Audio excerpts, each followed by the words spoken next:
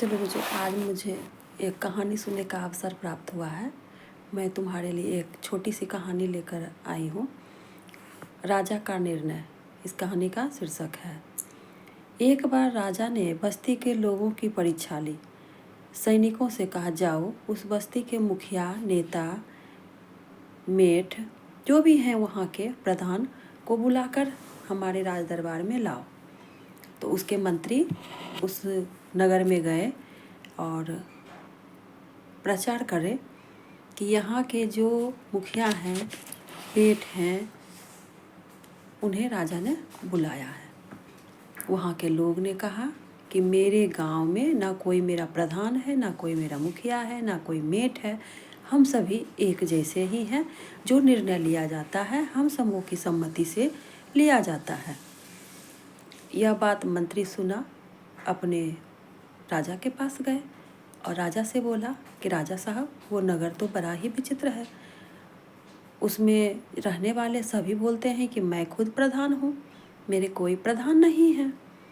राजा को भी बहुत आश्चर्य हुआ कि कैसा नगर है।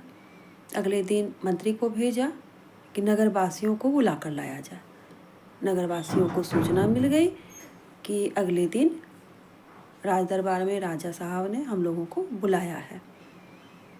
अगले सुबह सभी नागरिक एक साथ वहाँ पहुँचे।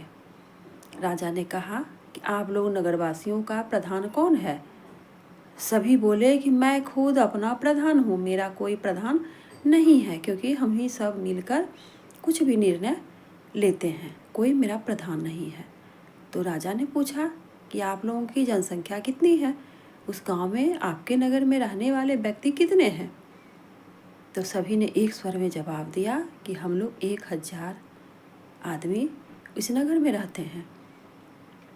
तो राजा साहब ने उत्तर दिया कि 1000 आदमी की बस्ती है तो अपने अपने घरों से कल राज्यसभा में 1-1 लीटर दूध लेते आना।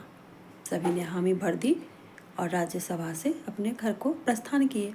फिर अगले सुबह सभी नागरिक 1-1 लीटर दूध लेकर राज्यसभा में राजा के समक्ष प्रस्तुत हुए। राजा ने सबों का दूध को नपवाया और एक बर्तन में रखवाया और फिर उसका नाप करवाया। तो जैसे उन लोगों ने कहा था कि मेरे 1000 व्यक्ति हैं, 1000 घर हैं, उन 1000 घर में 1000 लीटर दूध उसको मिल गया। फिर उसकी शुद्धता की पहचान के लिए हलवाई को बुलाया गया। हलवाई ने दूध का परीक्षण किया तो 100% दूध शुद्ध था।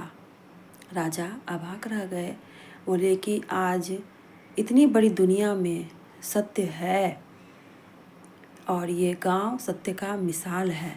यहाँ ना कोई किसी का प्रधान है, ना किसी का कोई दास है। सभी अपने आप में शुद्ध विचारधारा से सभी आपस में प्रेम से रहते हैं, तभी यह गांव सर्वश्रेष्ठ गांव हुआ। और राजा ने घोषणा करवा दी कि हमारे साम्राज्य में सर्वश्रेष्ठ गांव की उपाधि इस गांव को मिलनी चाहिए।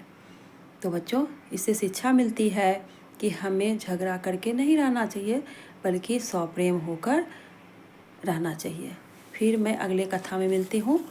Okay, bye.